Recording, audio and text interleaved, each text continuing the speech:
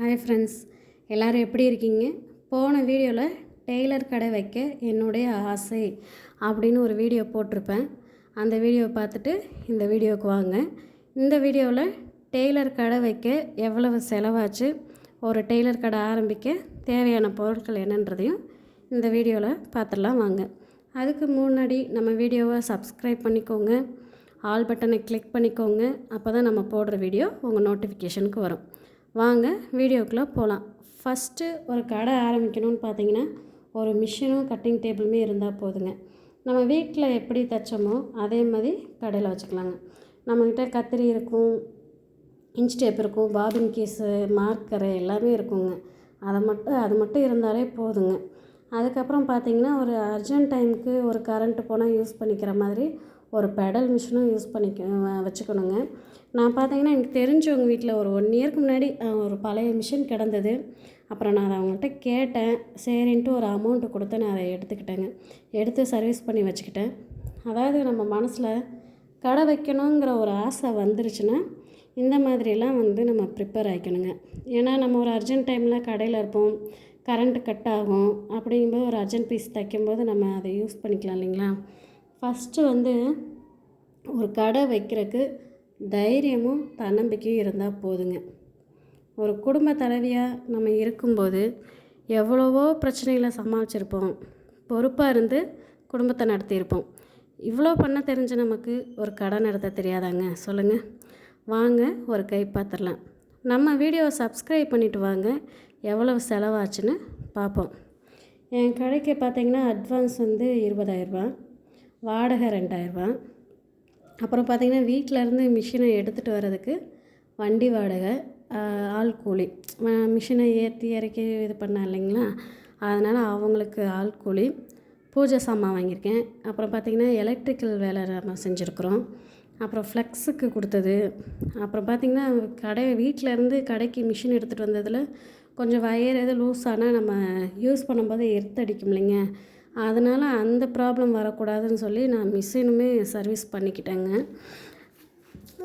Service பண்ணிவிட்டேன். இதெல்லாம் பார்த்திங்கன்னா எனக்கு கிட்டத்தட்ட ஒரு 5,000 செலவாயிருக்கும். டோட்டலாகவே பார்த்திங்கன்னா அட்வான்ஸ் 20,000, எக்ஸ்ட்ரா செலவு ஒரு 5,000 போட்டிங்கன்னா 25,000த்தில் ஒரு கடையே வச்சாச்சுங்க. அப்புறம் பார்த்திங்கன்னா நம்ம கடை வைக்கும்போது முக்கியமான விஷயம் கவனிக்கணுங்க. ஒன்று, கடை மெயினில் இருக்கா, ஆள் நடமாட்டம் இருக்கான்றதையும் பார்க்கணும். இல்லைங்க மெயினில் இருக்குது ஆனால் வாடகை ஜாஸ்தியாக இருக்குது, என்னால் அவ்வளோ வாடகை கொடுக்க ஏன்னா ஃபஸ்ட்டு நம்ம ஆரம்பிக்கும்போது அதிக வாடகை கொடுக்க முடியாது.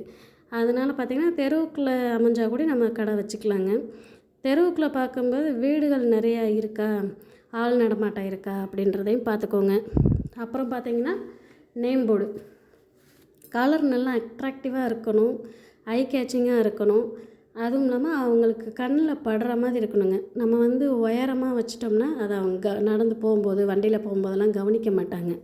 அதனால் அவங்க கண்ணுக்கு படுற மாதிரி நம்ம எப்போயுமே வைக்கணுங்க. உயரமாக இருக்கக்கூடாது, அதை மட்டும் பார்த்துக்கோங்க. அப்புறம் நம்ம கடைக்கு தனி மீட்டர் இருக்கா, இபி கனெக்ஷன் எப்படி தனி மீட்டரா எப்படின்றதையும் நீங்கள் பார்த்துக்கோங்க. அப்போ தான் நம்ம கரண்ட் யூஸ் பண்ணும்போது நம்ம அளவாக கட்டிக்கலாங்க. அப்புறம் பார்த்திங்கன்னா கடை வசதி இருக்கான்றதையும் பார்க்கணும். என்னென்னா நம்ம ஒரு அர்ஜென்ட்டில் எவ்வளோதான் நூல் வச்சுருந்தாலும் அந்த குறிப்பிட்ட ஒரு அர்ஜென்ட் ப்ளவுஸை தைக்கும்போது அந்த நூல் நம்மக்கிட்ட இருக்காதுங்க. அந்த கலர் நம்மக்கிட்ட அந்த ரிலேட்டட் கலர் கூட இருக்காது.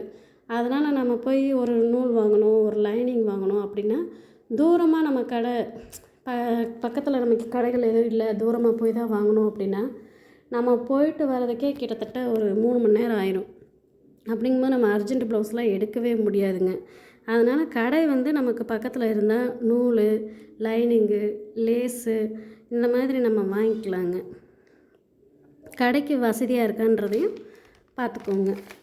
அப்புறம் பார்த்திங்கன்னா நம்ம மொத்தமாக பார்த்திங்கன்னா 50 பீஸு லைனிங் உள்ள மாதிரி ஒரு பண்டலு, நூல் box, marker, piping thread, bobbin case, canvas paper, hook box இதெல்லாம் பார்த்திங்கன்னா நம்ம மொத்தமாக வாங்கி வச்சுக்கணுங்க. அப்படின்னா தான் நமக்கு கொஞ்சம் அர்ஜென்ட் டைமில் இல்லை நம்ம வேலை செய்யும்போது நமக்கு டென்ஷன் இல்லாமல் இருக்கும். எப்போவுமே பார்த்திங்கன்னா ஒரு சின்ன விஷயந்தாங்க பெருசாகும் அப்படிங்கிறது என்னோடய நம்பிக்கை. எடுத்த உடனே 100 வராதுங்க. 0 1 2 அப்படின்னு தான் போகணும். நம்பிக்கையாக இருப்போம். இப்போ தான் கடை ஆரம்பிச்சிருக்கேன். ஜூலை 1ஆந்தேதி தான் கடை ஓப்பன் பண்ணேன். 15 நாள் ஆயிருக்கு. இப்போ பார்த்திங்கன்னா நான் எங்கள் ஊரில் இருக்கிற துணிகளை தான் தைச்சிட்ருக்கிறேன். கஸ்டமர் வந்து பார்த்திங்கன்னா ஒரு 2 ப்ளவுஸ் வந்து கொடுத்துட்டு போனாங்க. நல்லா இருக்குப்பா அப்படின்னு சொன்னாங்க. இப்போ தான் ஒருத்தர் 2 பேராக வந்துட்டுருக்காங்க. அதுவும் இல்லாமல் இப்போ ஆடி மாதம் வேறு பிறக்க போகுதுங்களா. வீட்டில் நம்ம தைக்கும்போதே பார்த்திங்கன்னா ஆடி மாதம் எப்போயுமே கொஞ்சம் டல் அடிக்கும். அதனால் கொஞ்சம் வெயிட் பண்ணி தாங்க பார்க்கணும். அதுவும் இல்லாமல் ஒரு கஸ்டமர் வந்து நம்மக்கிட்ட துணி கொடுக்கும்போது அவங்க நம்மளை நம்பி கொடுக்கணும் அப்படிங்கும்போது நம்ம கொஞ்சம் பொறுமையாக தான் இருக்கணும். நம்ம வந்து நல்லா தைக்கிறோம் அப்படிங்கிறத 2 பேர் 3 பேர் நம்மக்கிட்ட தைச்சிட்டு போகிறத வச்சு அவங்க என்ன சொல்கிறாங்க அப்படிங்கிறத பார்த்து தான் கொண்டு வந்து நம்மக்கிட்ட கொடுப்பாங்க. நம்ம என்ன தான் விளம்பரம் பண்ணாலும் என்ன தான் ஃப்ளெக்ஸ் வச்சாலும் அது வந்து ஒரு கஸ்டமர் வந்து இவங்க இந்த பொண்ணு நல்லா தைக்குது, எனக்கு நல்லா இருக்குது அப்படின்னு அவங்க சொல்கிறத வச்சு தான் அவங்க வந்து நம்மக்கிட்ட கொடுப்பாங்கங்க. பார்ப்போங்க. துணி இப்போ தான் வர ஆரம்பிச்சிருக்கு. நம்ம கஸ்டமர் இப்போ நம்மளை நம்பி துணி கொடுக்குற வரைக்கும் நம்ம பொறுமையாக இருப்போம். இப்போ என் மனசில் என்ன நினைக்கிறேன்னா, துணியே வரலையே அப்படின்னு நினைக்கிறேன். ஆனால் பார்த்திங்கன்னா போக போக துணி தைக்க முடியாத அளவுக்கு ஆர்டர் வரும்னு நம்புகிறேன். எல்லாமே நம்பிக்கை தானேங்க. அப்புறம் என்னங்க. சரிங்க, நம்ம வீடியோவை பார்த்துருக்குறீங்க. உங்களுக்கும் கடை வைக்கணுங்கிற ஆசை இருக்கும். நிச்சயமாக வந்து பயப்படாதீங்க. கண்டிப்பாக கடை ஓப்பன் பண்ணுங்கள். ரொம்ப பொருள் வேணும் இல்லை ஆள் வேணும் அப்படி எதுவுமே நினைக்காதீங்க. உங்களை நம்பி நீங்கள் கடை வைங்க. எந்த ஒரு அர்ஜென்ட்டையும் நம்ம சமாளிச்சிடுவோம், தச்சு கொடுத்துருவோம், கஸ்டமரை சாட்டிஸ்ஃபேக்ஷன் பண்ணிடுவோம் அப்படிங்கிற நம்பிக்கை நமக்கு வேணும். என்ன இருந்தாலும் பார்த்துக்கலாங்க, கான்ஃபிடெண்ட்டாக இருப்போம் அப்படின்னு நினச்சி நம்ம இங்கே கடை வச்சா மட்டும்தான் நம்மளால் அதை ரன் பண்ண முடியும். இல்லை ஒருத்தர் வந்து நம்ம ஹெல்ப்புக்கு இப்படிலாம் எதிர்பார்த்துட்டே இருந்தோம்னா நம்ம கடையே வைக்க முடியாதுங்க. நம்மளை நம்பி நாம தான் அப்படின்னு நினச்சிட்டு கடை வைக்கணுங்க. Okay friends, thank you. நம்ம சேனலுக்கு சப்போர்ட் பண்ணுங்கள், சப்ஸ்கிரைப் பண்ணுங்கள், லைக் பண்ணுங்கள், ஷேர் கமெண்ட் பண்ணுங்கள். உங்கள் கமெண்ட்டை நான் எதிர்பார்க்குறேன்.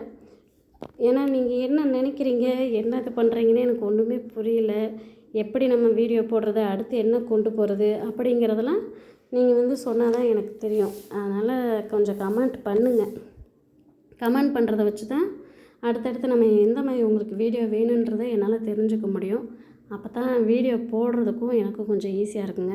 நீ நம்ம சேனலில் அடிக்கடி வீடியோ அப்லோட் பண்ணிகிட்டே இருப்போம். பாருங்கள், சப்போர்ட் பண்ணுங்கள், லைக் பண்ணுங்கள். Thank you friends.